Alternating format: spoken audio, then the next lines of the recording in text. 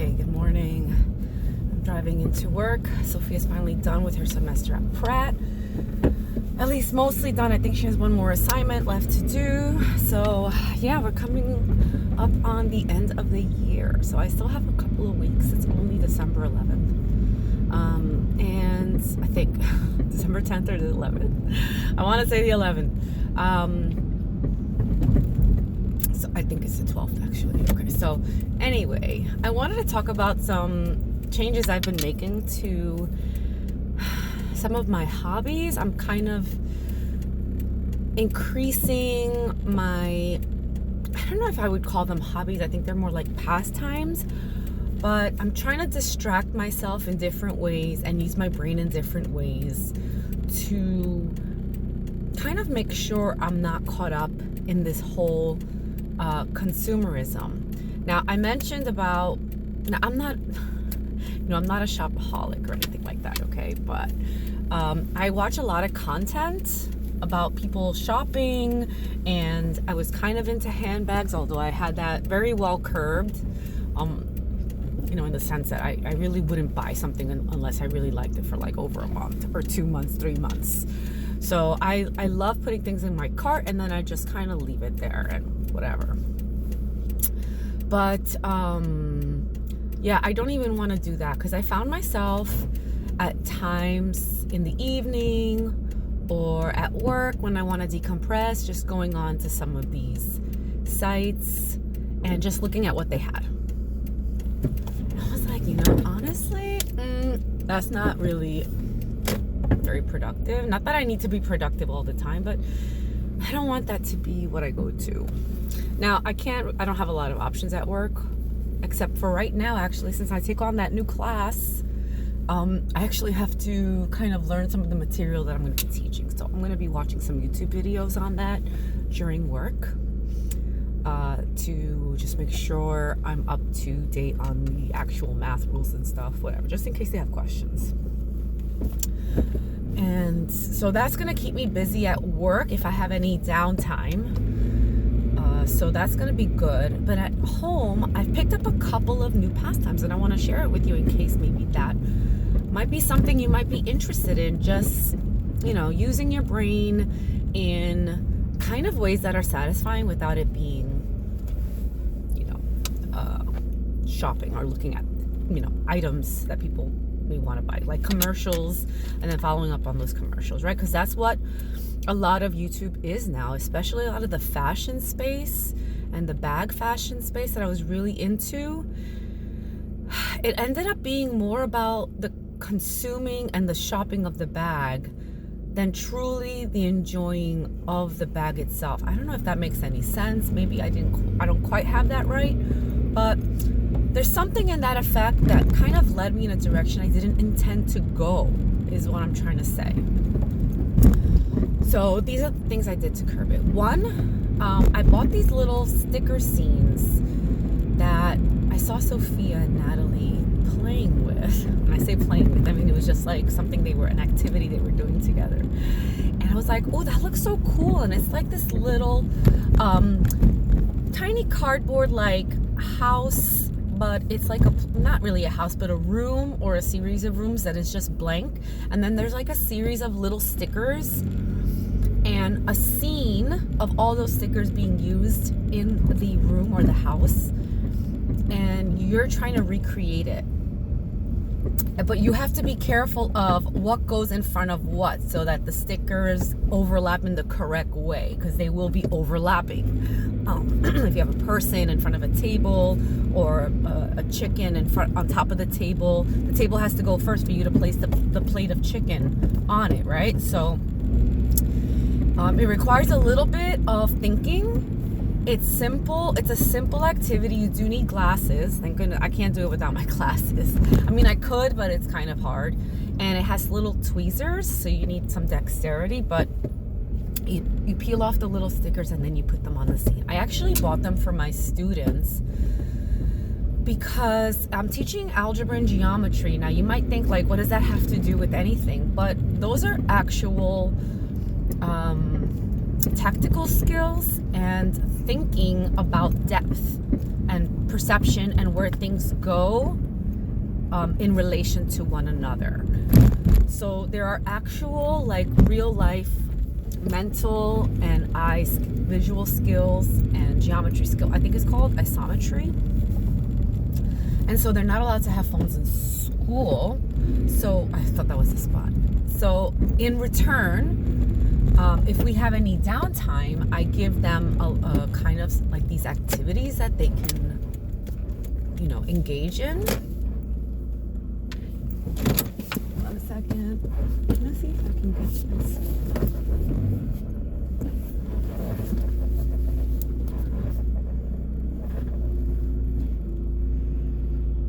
Okay. So I have these little activities that they can engage in that will keep them from wanting to go on their phone or from like doing nothing, but still engage them mentally. So I also have a sticker book. I'm putting on the heat because I'm really cold, and I forgot to do that when I entered the car. So there's like sticker by numbers where they're recreating a scene by finding, there's a code on these little kind of sticker slots, and you got to go to the back of the book and find the code, take the sticker and put it correctly in that spot. And that would be like, rotation, if you want to put a geometry term to it, right? Because it's not in this exact orientation it needs to be. So you have to change the orientation and place it in the right spot. So you have to get it in between the lines. You might think this is for little kids, but actually preteens and young teens will find it engaging, and they will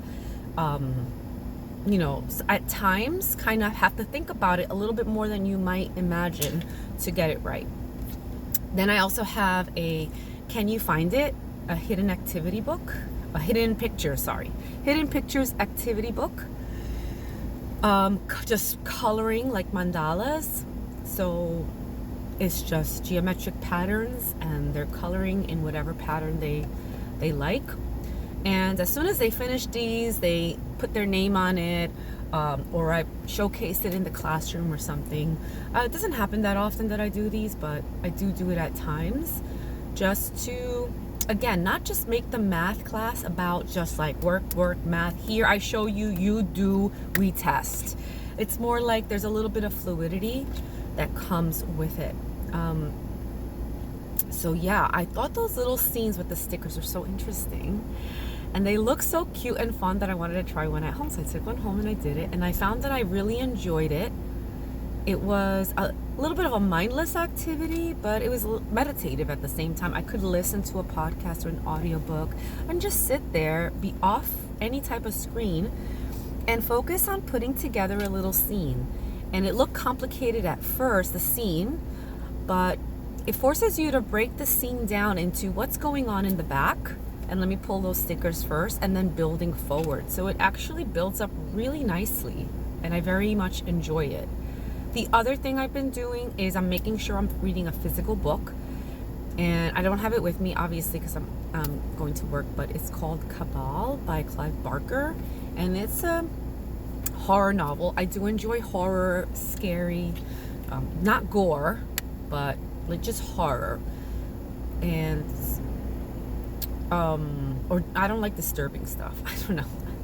I'm very particular about my horror, but I wouldn't say cozy horror. I'm not too much into that, although I don't mind a little bit of that. I like haunted houses. I like ghosts, things like that, or like weird demon creatures, weird monsters, things like that. I don't like Chainsaw Massacre or psychotic people or like torture. So no, that's not for me. Anyway, so I'm trying to read my book in the mornings. I can't read it at night. I'm too tired to read at night. And I need my glasses, so I can't really read while laying down. I have to read while sitting up. So I just read in the morning. And I bought a book of little case files or Sherlock Holmes investigations. And they're mini one-page investigations that have little mind puzzles that you just kind of think through and work it out. And it doesn't take too much time. Some of them are harder than others. I've had to look in the back of the book a few times, but I like that. I like the activity of using my brain, but in compartmentalized, where I can also listen to something or watch something not watch something, but listen to something in the background. Sometimes I have video game that I'm listening to, and when something interesting comes up, I turn over, but for the most part, I'm mostly listening to it. Then another one is a video game about running an antiquity store, which is called Strange Antiquities, and you're cataloging different amulets and talismans and little statues by touch and feel, materials, smells, and how you feel while holding it. And then you have different customers coming, having different problems, and you kind of look up, you have a little book to reference, you look up which item you think would best help them based on all the different, categories you learned about the item.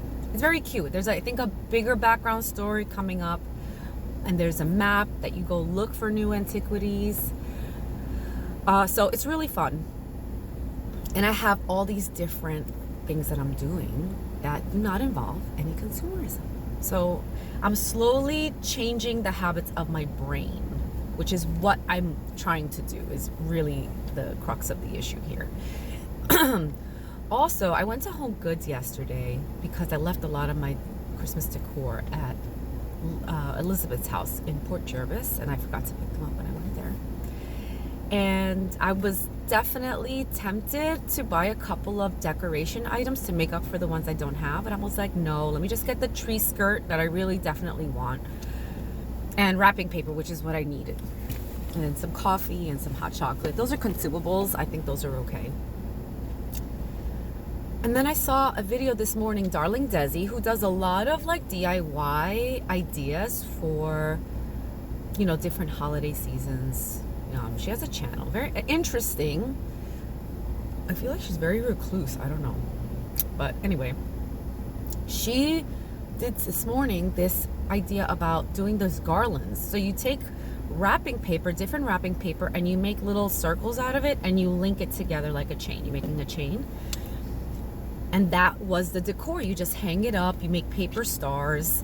And I said, you know what, that's a great idea. Instead of buying decoration to make up for the ones that I not lost, but I mean that I don't have for this year, I'm gonna make handmade ones I bought like 6 rolls of wrapping paper, so I can mix and match, and they're all kind of like themed the same way, so I can mix and match them and create different garlands and hang it up around the tree, around the apartment, make some stars out of paper. I have plenty of copy paper, colored paper at school, and I was like, all I need is string.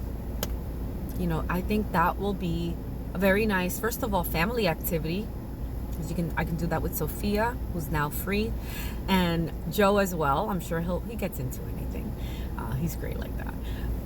So we can do that together, have some Christmas music in the background, make some hot chocolate, which I bought, decorate the tree, and decorate the living room area. And I think that's really nice activity, and I think this is something that I really want to bring back, and I want to share with you in case you're interested in bringing stuff like that back, where you're just creating things in the home, being resourceful with what you have.